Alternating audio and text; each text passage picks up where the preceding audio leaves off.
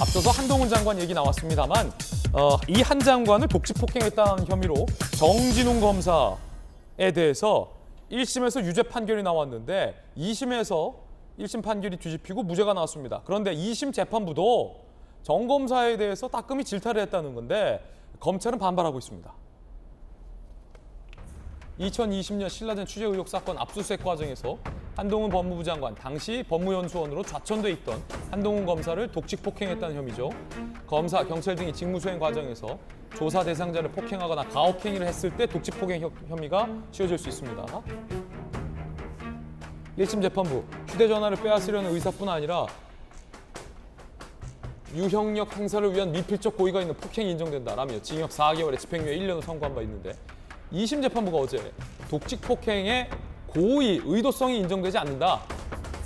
미필적 고의 인정 안 된다라며 무죄를 선고했습니다. 1심과 2심의 판단이 갈린 겁니다. 1심에서는 의도가 있다. 2심에서는 의도가 없다라는 겁니다.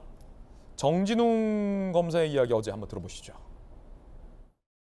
검찰하고 이제 1심 재판부에서 오해하셨던 부분이 있었는데 그 부분에 관해서 재판부에서 바로잡아 주셔서 감사하게 생각하고 있습니다.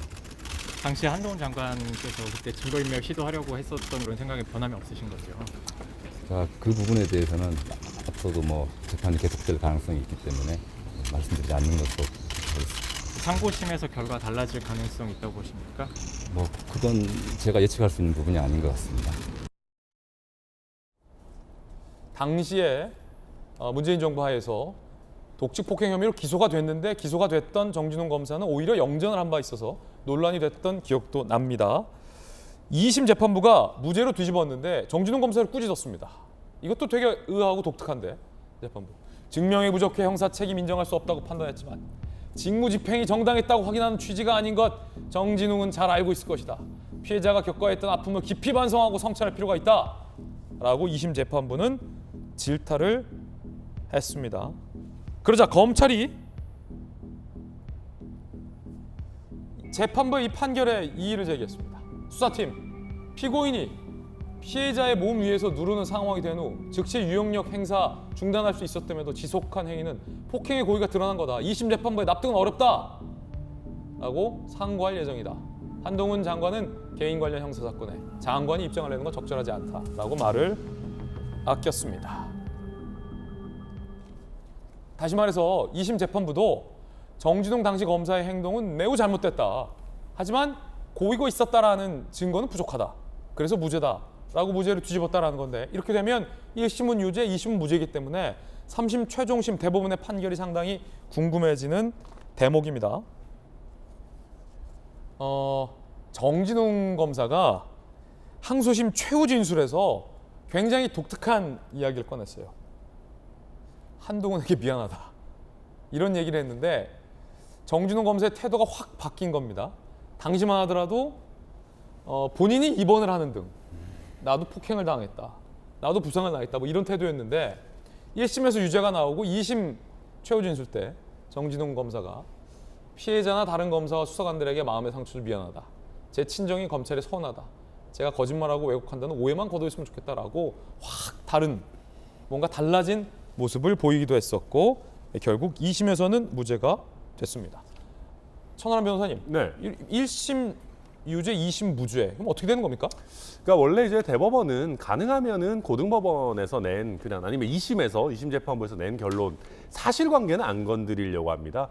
근데 이제 거기에 몇 가지 예외들이 있는데 대표적인 게 1심과 2심의 사실관계에 대한 판단이 달랐던 경우입니다. 지금 이 사건 같은 경우는 제가 봐도 종이 한 장 차이로 갈릴 수 있는 부분입니다. 예를 들면 휴대전화를 뺏기 위해서 달려들었는데 이 사람이 다치거나 이렇게 아니면 내지는 폭행을 하려고 했던 고의가 있었느냐라는 판단은 보기에 따라서 굉장히 다를 수 있습니다. 그렇군요. 지금 검찰에서 얘기하는 것처럼 달려들여서 넘어지고 이렇게 바로 일어난 게 아니라 이렇게 조금 더 폭행을 지속한 게 아니냐라고 볼 수도 있는 거고 이 전체 과정이 좀 우연히 일어났다라고 볼 수도 있는 겁니다. 그래서 2심 재판부에서도 무죄라고 판단은 하면서도 이 행위 자체가 결코 적절하지 않았다라는 거를 명확하게 얘기를 한 거거든요. 그래서 이런 전체적인 내용을 종합해 보면 대법원에서도 이 미필적 정치적 고의, 이 고의성을 얼마만큼 어떤 잣대로 판단할 거냐에 대해서는 대법관들 사이에서도 이건 의견이 갈릴 수 있을 만한 그렇군요. 첨예한 그런 사건일 겁니다. 한 장관의 과거 발언 한번 들어보겠습니다. 이 사건과 관련된 당시의 입장이었습니다. 저는 4번 좌천당하고 2번 압수수색을 당하고 사적인 동선을 CCTV로 사찰당하고 후배 검사로부터 독직 폭행을 당했습니다. 지난 1년간 잘못이 바로잡히는 상식적인 과정이라고 생각합니다. 오늘은 제가 독직 폭행의 피해자로서 증언을 위해서 출석한 거기 때문에 긴 말씀 드리는 것은 재판에 대한 예의가 아닌 것 같고요. 적법한 영장 집행에 저항하려 했다는 식으로 계속 질문을 하던데 거기에 대한 입장은 어떠신가요? 그렇지 않으니까 기소가 됐겠죠? 정치적인 수사였던 것 같다는 말씀도 하셨는데 저는 그렇게 생각합니다. 자, 과연 3심 대법원의 판결은 어떻게 나올지도 궁금해집니다.